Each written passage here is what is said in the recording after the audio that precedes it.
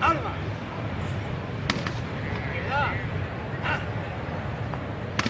Guardia reale pendiente!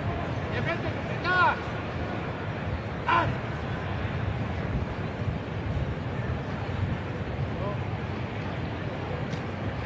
Guardia reale! Amigas e amigos ouvintes, saudações sororais e fraternais, aqui dos estúdios da Rádio Vaticano para esta crônica da visita do Papa Leão XIV à Espanha, aqui na cidade de Madrid, Filomeno Lopes, que vos saúda a todos. Daqui, como estamos a ver, esta primeira visita, portanto, do Papa Leão XIV à Espanha como pontífice, que começa com esta visita ao encontro com as autoridades, os representantes da sociedade civil e o corpo diplomático. Há várias visitas o Papa Leão XIV já segue uma tradição que já vem de longe, das visitas da sua santidade, que começaram com o Papa Bento XVI e depois que esteve já na Espanha por bem 2 vezes, não, quase 3 vezes, e depois havia também o Papa João Paulo II, que esteve 1, 2, 3, 4 e até 5 vezes nestes tipos de visitas, enfim, ao palácio. Então aqui estamos a seguir o primeiro encontro do Papa Leão XIV, logo nessa sua chegada à Espanha, para esta viagem apostólica do Santo Padre à Espanha, portanto que vai de 6 a 12 de junho.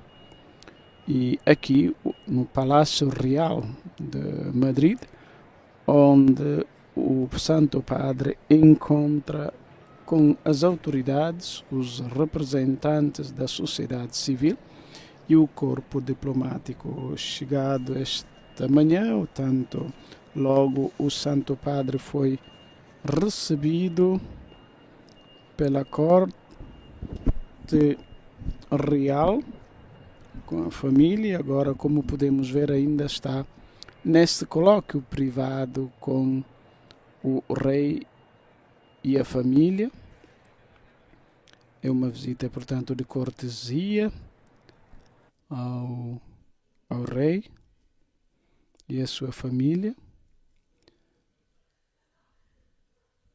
Portanto, às 10h30 horas locais, o Santo Padre foi recebido pela Sua Majestade os Reis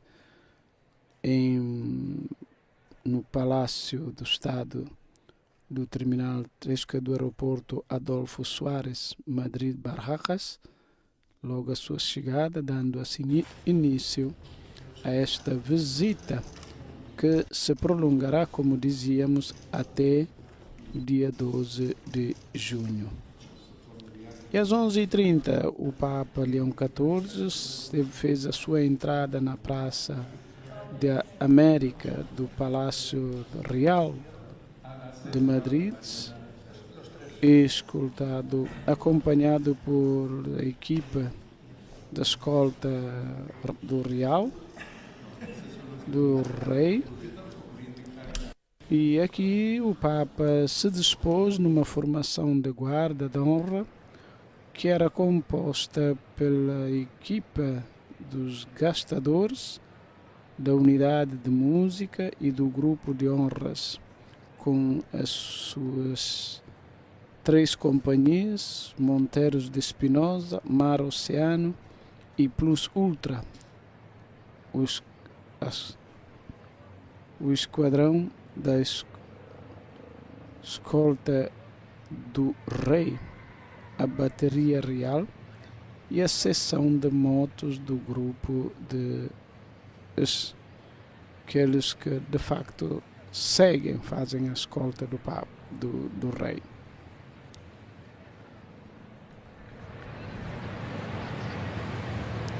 Quando o Papa aqui chegou, foi recebido de pé por Sua Majestade o Rei. As saudações às Suas Altezas Reais, a Princesa de Astúria e a Infanta Dona Sofia, que esteve também na tribuna de honra. E a partir ali daquele momento a bateria real realizou a tradicional salva de 21 canhões, máxima distinção militar reservada a chefes de Estado, enquanto se interpretavam os hinos nacionais da Cidade do Vaticano e do Reino de Espanha.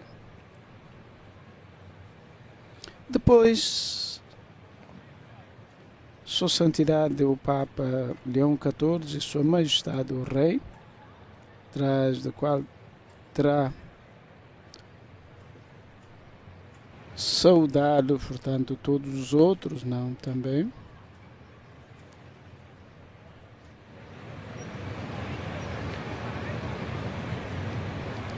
E agora, depois desse diálogo, portanto, que é em torno da visita ao rei, daqui a pouco vai iniciar então o encontro do Papa com as autoridades, os representantes da sociedade civil e o corpo diplomático, onde teremos o primeiro discurso do Papa nas terras espanholas. Tanto assim prossegue a viagem do Papa depois de Turquia, Líbano, África, com 4 países visitados, Argélia, o berço desta catolicidade apostólica, depois Camarões, Angola e Guiné Equatorial. Agora é a vez aqui na Espanha, onde o Papa estará. Primeiro aqui em Madrid, a capital madrilena, depois para Barcelona e finalmente as Ilhas Canárias para, sobretudo, a partir dali, lançar um grito à humanidade sobre a questão dos migrantes, refugiados, enfim, esta imigração da qual não são só os que lá se encontram nestas ilhas, mas a Igreja nos recorda que somos todos transeuntes, portanto, somos todos migrantes nesta face da terra, que estamos simples transeuntes por um breve período de tempo e logo teremos que voltar para onde viemos.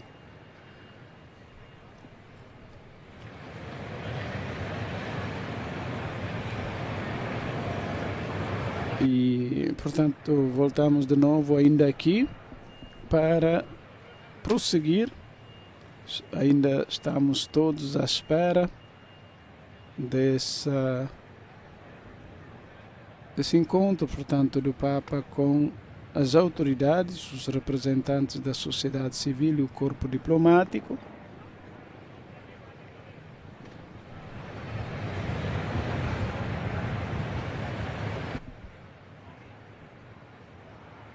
No Palácio Real da capital espanhola, Madrid, neste sábado, dia 6 de junho de 2026, tanto em que o país acolhe Sua Santidade, o Papa Leão XIV, peregrino da paz.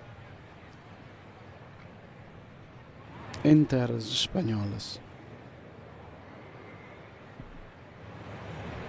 Portanto, em relação às outras atividades que são previstas, sempre aqui na cidade de Madrid, depois, como dizíamos, o Papa terá que se deslocar até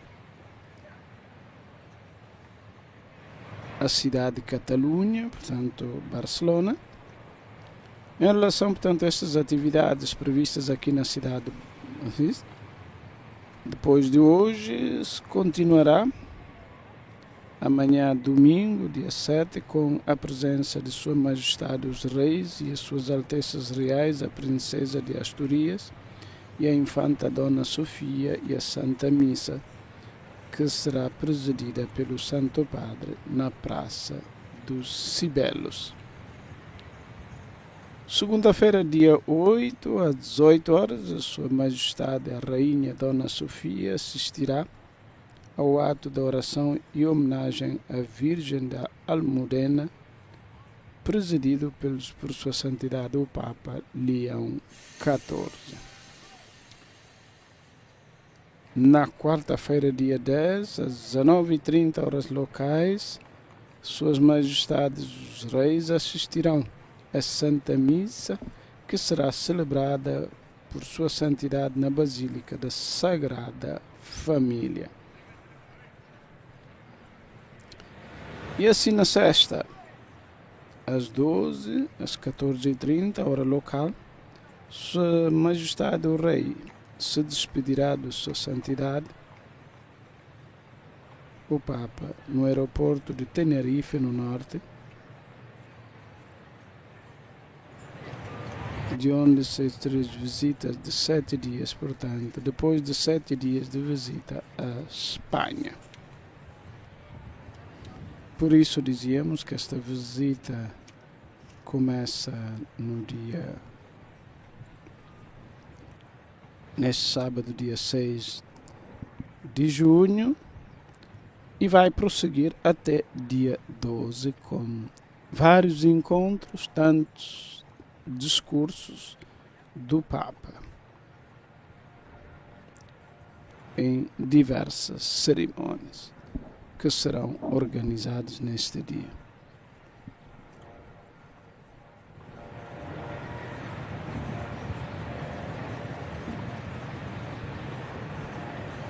Estamos, portanto, à espera que depois de tudo, que o Papa ainda está com o rei e a sua família no Salão de Gasparini,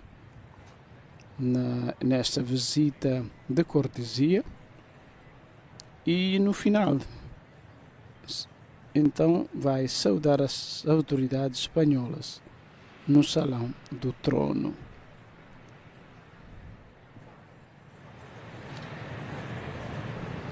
E só posteriormente, no Salão de Colunas, a Sua Majestade o Rei e Sua Santidade e Sua Santidade o Papa Leão XIV irão então pronunciar os seus discursos perante os convidados, que são mais ou menos cerca de 250, entre poderes do Estado, do Governo, séquito, que acompanha a Sua Santidade e o Papa, Presidente das Comunidades Autónomas, ex-presidentes do Governo, representantes das formações políticas com representação parlamentar, corpo diplomático acreditado na Espanha, agentes sociais, Comissão Executiva da Conferência Episcopal Espanhola e Comissão Nacional da Visita de Sua Santidade.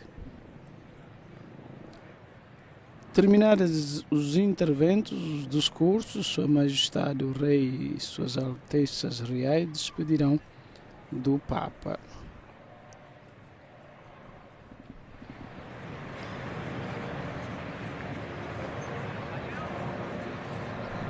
Esta, portanto, é a 9ª visita de um Papa, de um Pontífice à Espanha. A primeira teve lugar em 1908, 84 e 82 com a visita do Juan Pablo II.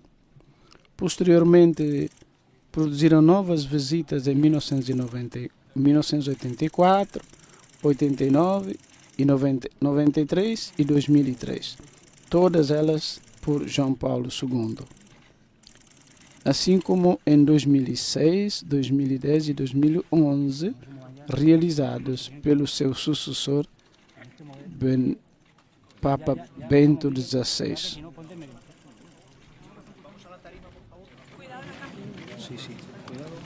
Vemos agora que, terminada a visita de cortesia, e o Papa continua ainda esta cerimônia de bem-vindo, Sua Majestade os Reis e as Altezas Reais. Agora se encontram aqui com o Papa no Salão de Gasperini. Tanto para mais outra visita, onde o Papa encontrará, obviamente, pessoal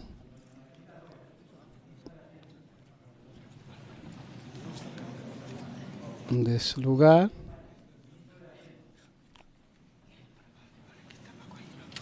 Do Palácio Real.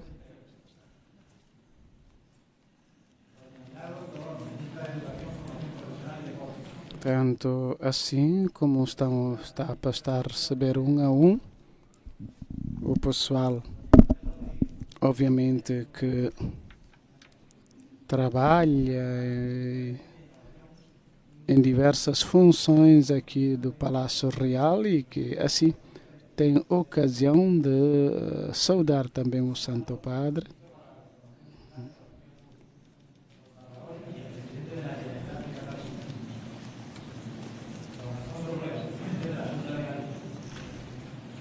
E depois recordamos que no final deste mesmo encontro aqui no Salão de Gasperini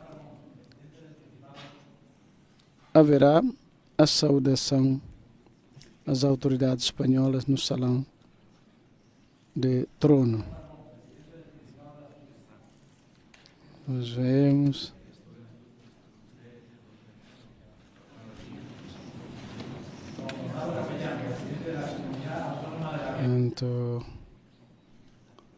outras personalidades, portanto, que passam, cumprimentam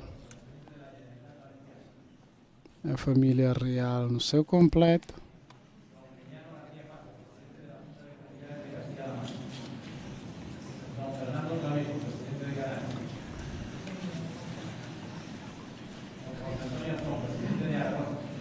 E depois desta, como estão a ver, tanto continua esta fase de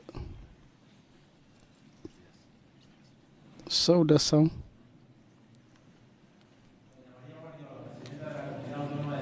à família real, o Papa,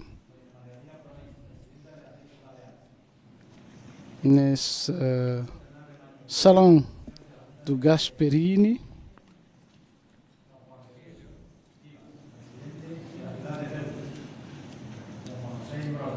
E depois, no fim deste encontro, se procederá à saudação das autoridades espanholas no Salão de Trono. E, como dizíamos, posteriormente, no Salão de Colunas, Sua Majestade o Rei e os Papa Leão XIV pronunciarão finalmente os discursos perante os convidados, que, como já dissemos, são cerca de 250 poderes do Estado, governo, séquito, que se acompanha a Sua Santidade e o Papa, presidentes das comunidades autónomas,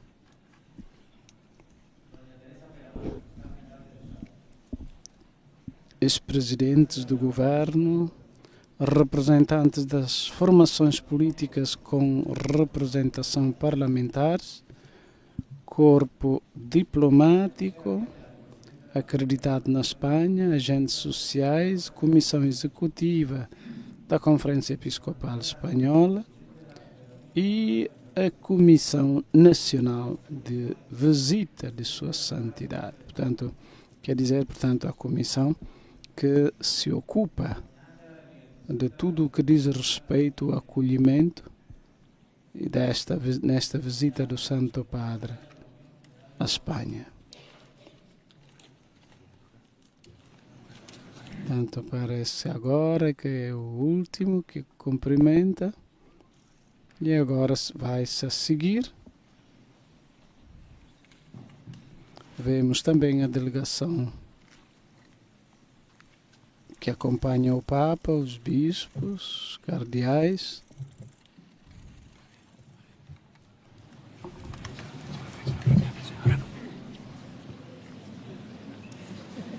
Então, agora aqui.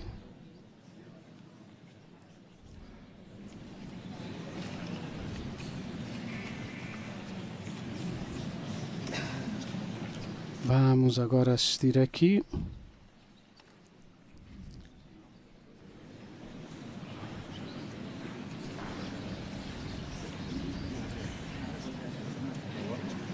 Daqui a pouco vai dar início, portanto, ao discurso, as saudações.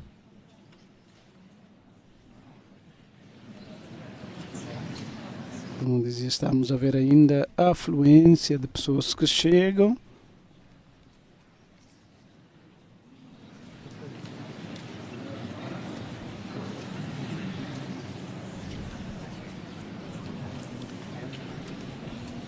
E daqui a pouco vamos então ouvir os discursos.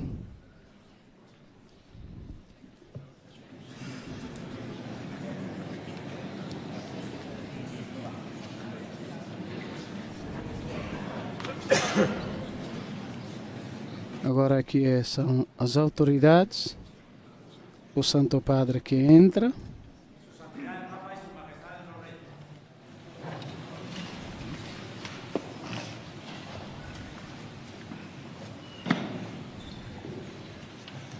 Perante as autoridades,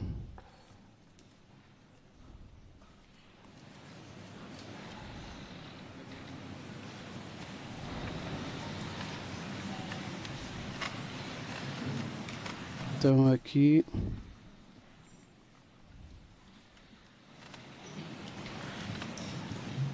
as autoridades, para uma saudação às autoridades espanholas. Santidad, la Reina y yo os damos con humildad y alegría la más cordial bienvenida a España. Os la damos en nombre Santidade Leão XIV, a Rainha e eu, humildemente e com alegria, estendemos-lhe as nossas mais calorosas boas-vindas à Espanha. Estendemos em nome da nossa família, nossas famílias, a Princesa Leonor e a Infanta Sofia que estão aqui presentes, do Governo e outras instituições do Estado e de todo o povo da Espanha. E faço isso numa língua que também é sua. Para todos os falantes de espanhol, é um privilégio que Sua Santidade entenda e use regularmente o idioma que compartilhamos. Graças aos seus anos de vida missionária e trabalho pastoral no Peru, com a ordem de Santo Agostinho.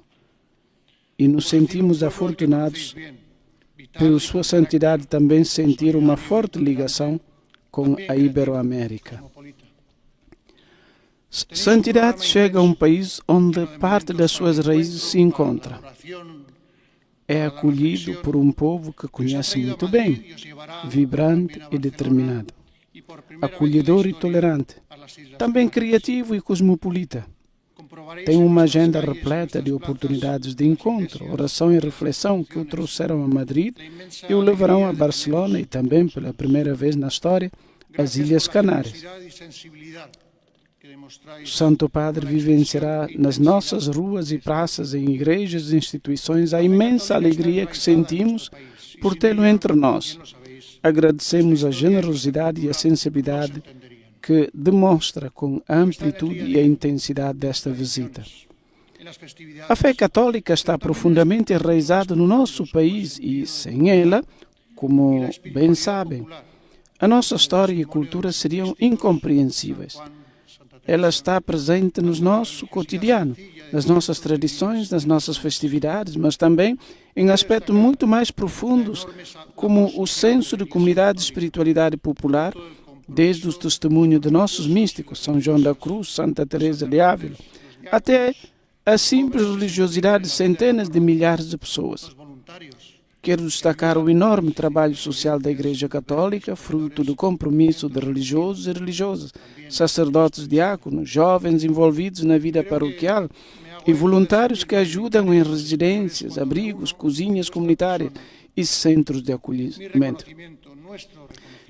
Acredito estar expressando o sentimento da maioria do povo espanhol ao manifestar na vossa pessoa o meu reconhecimento e gratidão a todos esses homens e mulheres.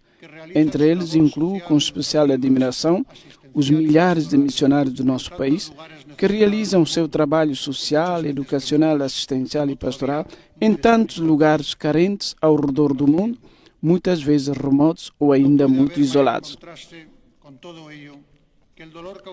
Não pode haver maior contraste com tudo isso do que a dor causada pelos casos de abuso, que não são representativos nem podem ser da vasta comunidade eclesial.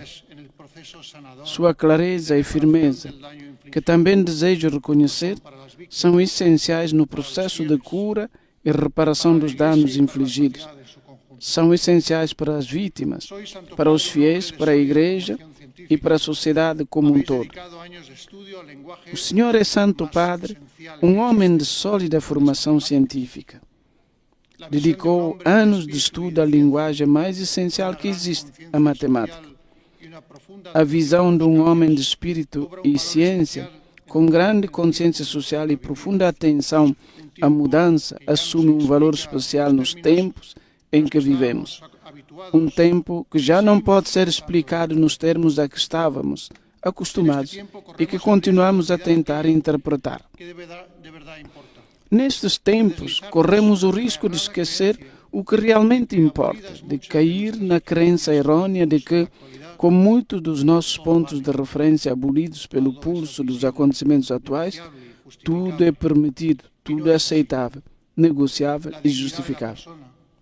Los derechos humanos, los valores democráticos y la legalidad internacional deben seguir siendo nuestros números primos, porque en ellos, en sus múltiples combinaciones, está la aritmética de la A dignidade da pessoa, os direitos humanos, os valores democráticos e o direito internacional devem permanecer os nossos princípios orientadores, porque neles, nas suas muitas combinações, reside a aritmética da liberdade, da igualdade e da justiça, aquela que soma e multiplica, não aquela que subtrai e divide.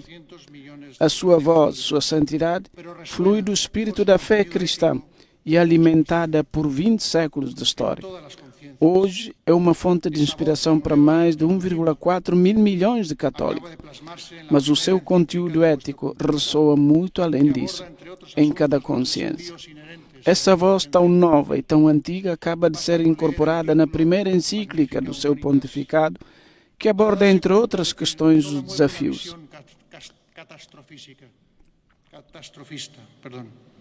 Sino una mirada cargada de esperanza y de compromiso en el ser humano. Un texto humanista. Basta ler o título Magnificas Humanitas para perceber que não é guiado por uma visão catastrófica, mas sim por um olhar repleto de esperança e otimismo na humanidade. Um texto humanista. As suas palavras nos incitam a transformar o medo, estéril e paralisante, numa compreensão ponderada e compartilhada do potencial e dos riscos desta nova realidade. E o Senhor acrescenta que esta nova tecnologia não pode ser monopólio de poucos, mas sim um instrumento nas mãos de todos, beneficiando todas as sociedades. E isso só será possível se conseguirmos manter a pessoa no centro de qualquer discurso, jamais substituída, subjugada ou coagida por qualquer algoritmo. Porque no mundo inundado de dados e mensagens, A empatia, a compreensão e a escuta tornam-se essenciais. Seu predecessor, o Papa Francisco, frequentemente enfatizava a importância de saber ouvir. É paradoxal que, numa época de interconexão, estejamos perdendo essa capacidade ou essa paciência. Porque quando nossa atenção está voltada para o outro, para a pessoa à nossa frente, podemos identificar com sua dor, sua alegria, suas fraquezas e forças. Podemos nos colocar no seu lugar. Só se aprendemos a compreender a razão dos outros, procurar pontos em comum, acordos, seremos capazes de avançar juntos. Lembro-me de que, na loja das bênçãos, poucos minutos depois de sair do conclave que o tornou sucessor de Pedro e bispo de Roma, o Senhor lançou uma apaixonada defesa da unidade perante o mundo. Ajude-nos, disse o Santo Padre, a construir pontes através do diálogo, através do encontro, unindo-nos a todos, para sermos um só povo, sempre em paz. A unidade, como aspiração, surge da consciência da nossa fragilidade como indivíduos, da nossa contingência, das nossas limitações, mas também daquela capacidade inesgotável para o bem e a beleza que atinge o seu ápice quando os seres humanos. Y en especial en estos tiempos de incertidumbre, bien merece ser pauta de conducta universal. La unidad. É desta varanda localizada acima da entrada principal que o Papa. De nuevo, santidad. Bienvenido a España.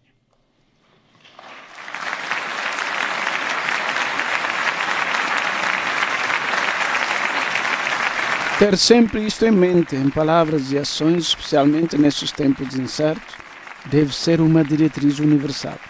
A unidade como veículo e instrumento para a paz. Mais uma vez, Sua Santidade, seja bem-vindo à Espanha. Este era o discurso do rei. Agora vai seguir-se o discurso do Santo Padre.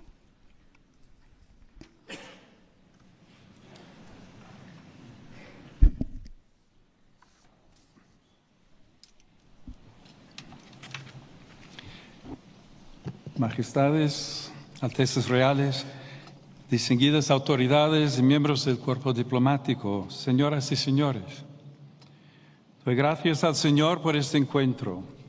Expreso mi Majestades, Altezas Reais, distintas autoridades e membros do corpo diplomático, senhoras e senhores, dou graças ao Senhor por este encontro e agradeço o convite para realizar esta viagem apostólica à Espanha. Um itinerário em várias etapas, cada uma das quais revelará um aspecto da multifacetada riqueza de um grande país que acolheu a palavra do Evangelho há quase 2 milénios. A tradição sempre associou a primeira evangelização da Península Ibérica à pregação do apóstolo Santiago, o maior. Esta ligação reveste-se de considerável importância teológica, pois expressa a consciência da Igreja local de estar em conformidade com a missão apostólica nascida no Pentecostes. A ligação antiquíssima entre a fé cristã e estas terras, embora não esgote a identidade multiforme do vosso povo, moldou profundamente a sua cultura e representa uma fonte de esperança e de orientação entre os desafios que devemos hoje enfrentar juntos, como família humana.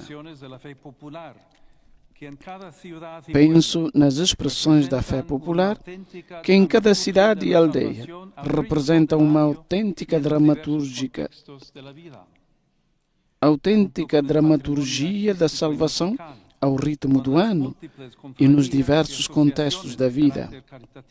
Com o patrimônio artístico musical e as múltiplas irmandades e associações de caráter caritativo, dão testemunho do fecundo encontro entre Jesus Cristo e o vosso povo.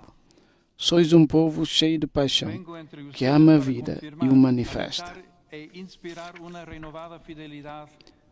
Venho então até vós para confirmar, encorajar e inspirar uma renovada fidelidade ao Evangelho de parte dos fiéis, bem como uma reconciliação e uma cooperação mais profundas entre as diferentes forças desta nação. Com efeito, a vossa própria história sugere que não é a cultura do confronto, mas a do encontro, que gera estabilidade e prosperidade. A bem ver, a mensagem de paz que nestes tempos infelizmente ressoa para alguns como ingênua e para outros como provocadora, encontra acolhimento em quem não se fecha em ideologias pré-fabricadas, mas se abre à verdade. Como nos ensinou o Papa Francisco, existe uma tensão bipolar entre a ideia e a realidade. A realidade simplesmente é, a ideia elabora-se. Entre as duas deve estabelecer-se um diálogo constante, evitando que a ideia acabe por separar-se da realidade. É perigoso viver no reino só da palavra, da imagem, do sofisma. Com efeito, concluía ele, a realidade é superior à ideia. A verdade é sempre maior do que nós e por isso surpreende-nos e atrai-nos para caminhos de purificação e reconciliação, nos quais o diálogo com os outros e com o outro maiúscula torna-se fundamental. A este respecto, quisiera referirme a dos figuras de este país que desde hace 5 siglos. A este respeito, gostaria de referir-me a duas figuras deste país que, mesmo para além das suas fronteiras visíveis, há 5 séculos, alimentam a vida da Igreja e a busca espiritual de muitos. Trata-se de João da Cruz e Teresa de Ávila, que se tornaram amigos na paixão pelo mistério divino. A sua mística é de olhos abertos, ou seja, não alheia à história, conduzindo, pelo contrário, à raiz das questões, ao coração da realidade.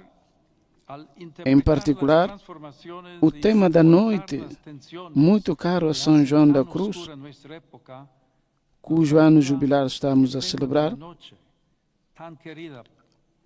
tan querido por San Juan de la Cruz, cuyo año jubilar estamos celebrando. En su sed de luz, paradójicamente, aprendió ajuda-nos a interpretar as transformações e a suportar as tensões que tornam a nossa época tão sombria. Na sua sede de luz, paradoxalmente, ele aprendeu a apreciar a escuridão, ditosa noite, como o tempo em que a alma se liberta daquilo que presumia conhecer e possuir.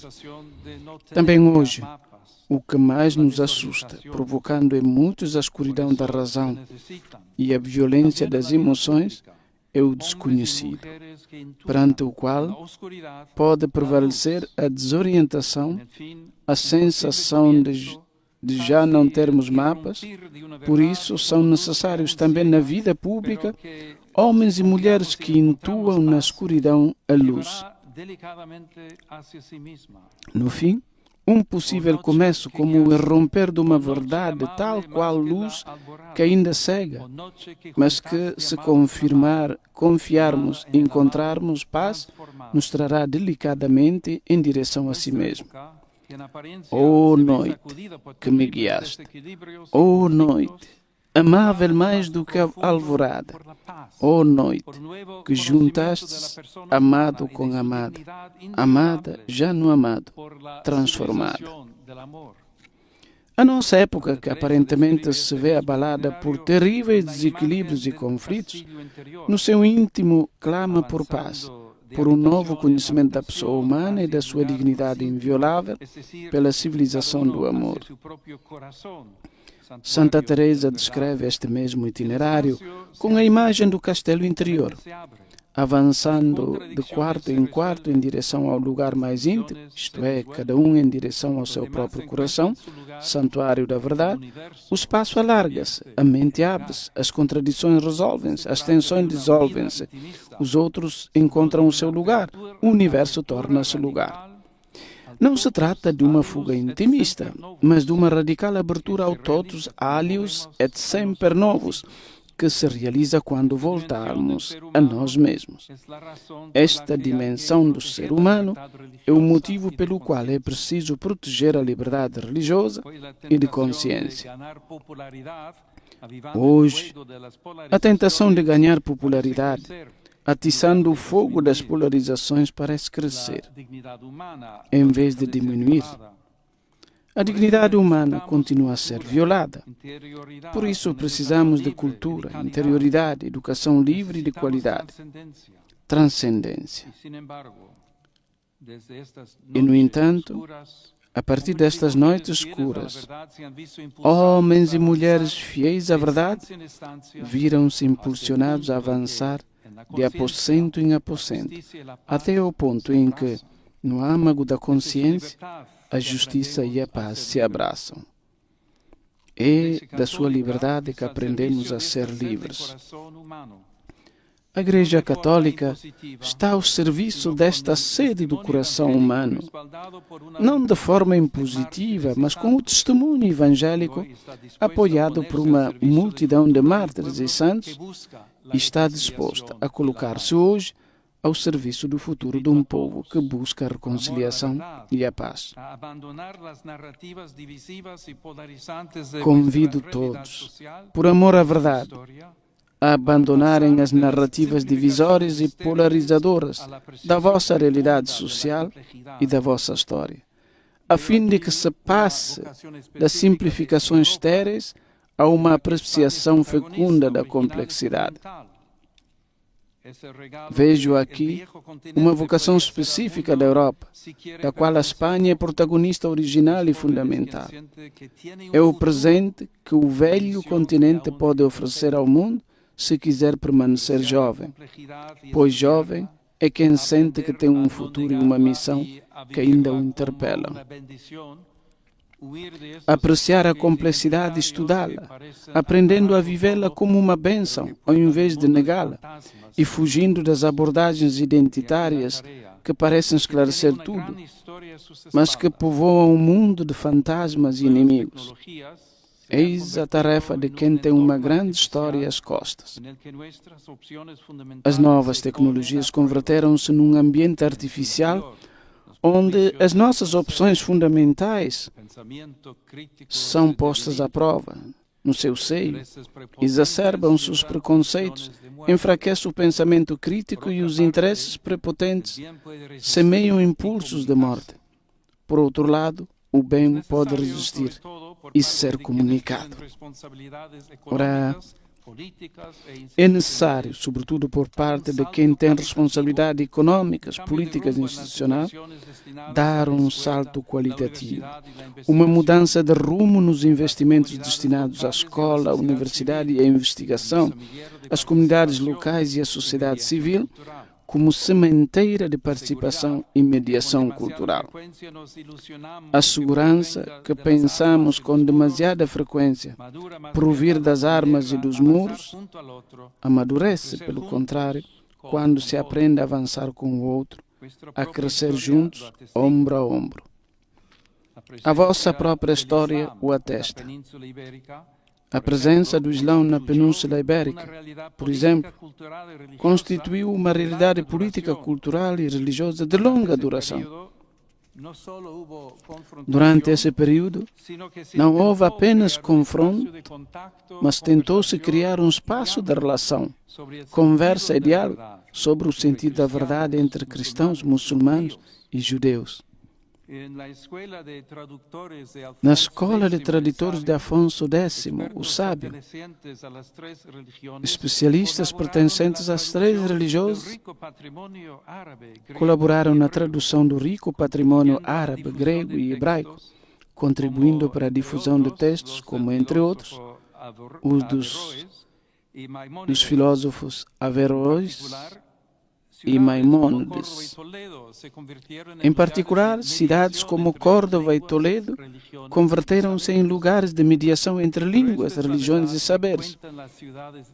Porém, esta é a verdade que contam as cidades europeias.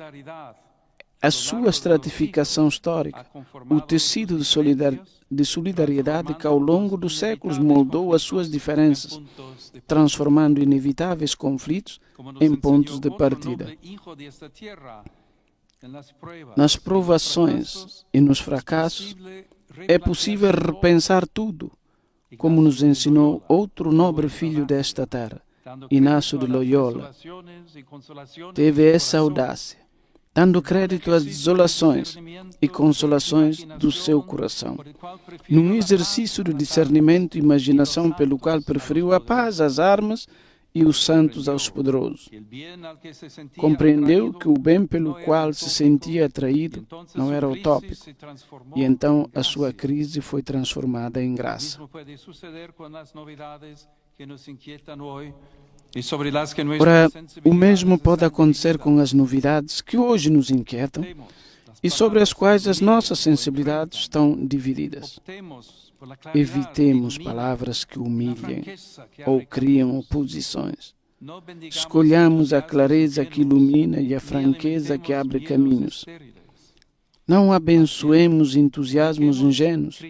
Não alimentemos medos estéreis.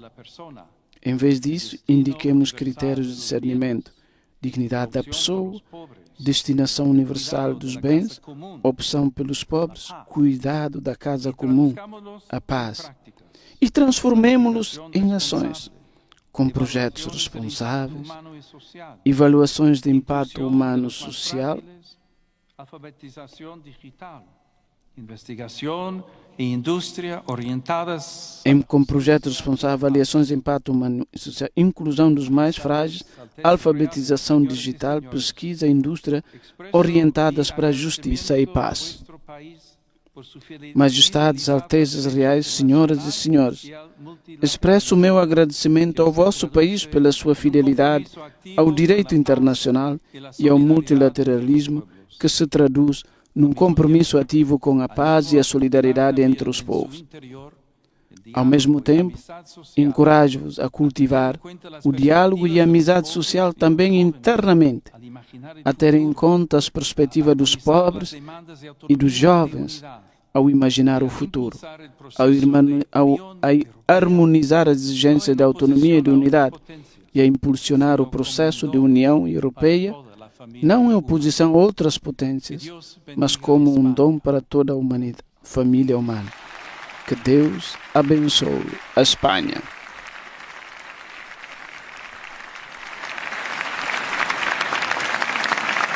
Salva de palmas, depois deste longo e denso discurso do Papa Leão XIV, aqui neste encontro com as autoridades, os representantes da sociedade civil e o corpo diplomático no Palácio Real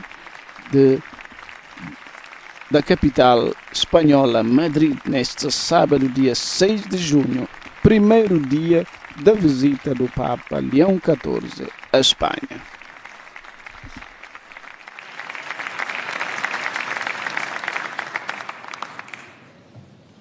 Um discurso que termina com o encorajamento